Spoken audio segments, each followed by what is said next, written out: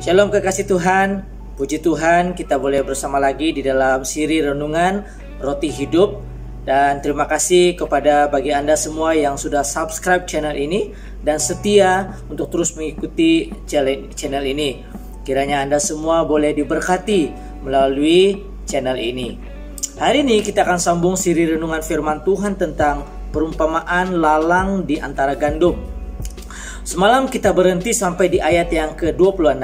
So hari ini kita akan sambung di ayat yang ke-27, Matius 13 ayat 27. Jom kita lihat sama-sama ayat firman Tuhan ini.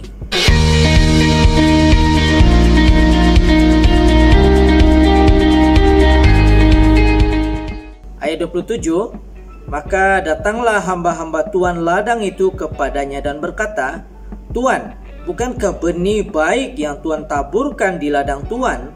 Dari manakah lalang itu? Jawab tuan itu, seorang musuh yang melakukannya.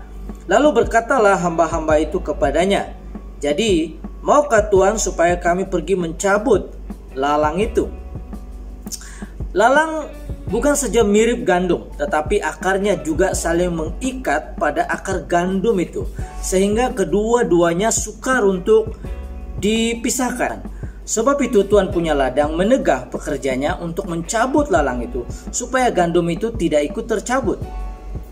Akar lalang yang saling mengikat pada akar gandum itu juga mengambil paksa nutrisi makanan yang seharusnya diserap gandum itu tadi.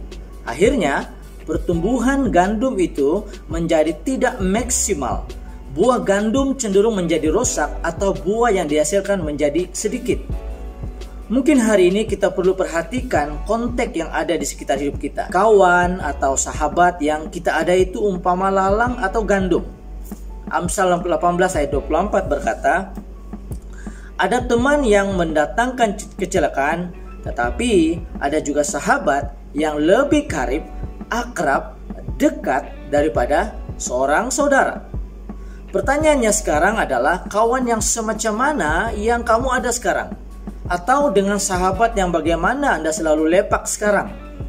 Ingatlah, pergaulan yang buruk merosakkan kebiasaan yang baik. 1 Korintus 15 ayat 33. Oleh itu, pilihlah kawan yang tepat. Seterusnya ayat yang ke-30 berkata, biarkanlah keduanya tumbuh bersama sampai waktu menuai. Pada waktu itu, aku akan berkata kepada para penuai, kumpulkanlah dahulu lalang itu, dan ikatlah berkas-berkas untuk dibakar, kemudian kumpulkanlah gandum itu ke dalam lumbungku.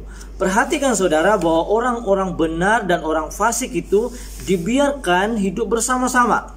Mereka saling bergeseran dan tidak menutup kemungkinan kalau lalang itu akan sangat mengganggu pertumbuhan gandum itu. Kita hidup di dunia yang penuh dengan lalang. Tidak dapat kita berdoa supaya Tuhan mencabut lalang itu, karena mereka memang sengaja dibiarkan tumbuh sampai pada waktunya. Ini berarti setiap tindak tanduk iblis dan manusia yang hidup tidak bertobat secara sungguh-sungguh dan terus hidup dalam pengaruh iblis yang jahat itu sebenarnya telah diketahui dan diizinkan Tuhan untuk sementara waktu. Allah adalah pemilik kuasa yang berdaulat, sehingga iblis tidak dapat berbuat apa-apa di luar rencana dan kehendaknya.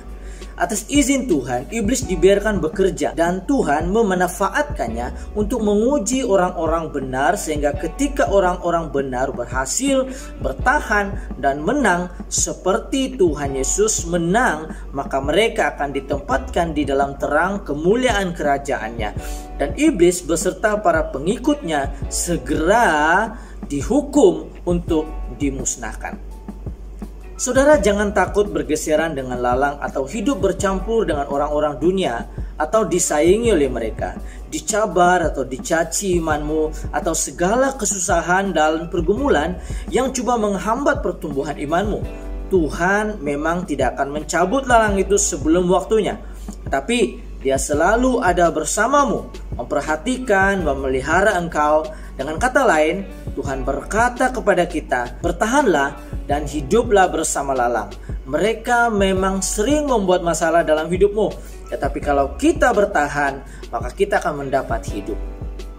Pertahankan identitimu sebagai gandum. Jangan melakukan hal-hal yang dapat merendahkan kita sebagai gandum.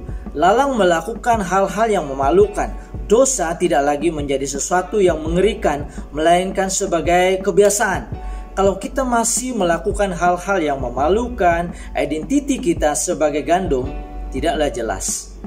Tuhan membiarkan dia bekerja, tetapi hanya di dalam waktu yang terbatas. Jangan bertanya mengapa Tuhan membiarkan banyak kejahatan di tengah-tengah dunia ini. Tetapi kuatkan imanmu dengan mengenal Allah dan firman-Nya sebagai kebenaran sejati yang harus terus diperagakan sebagai gaya hidup yang permanen.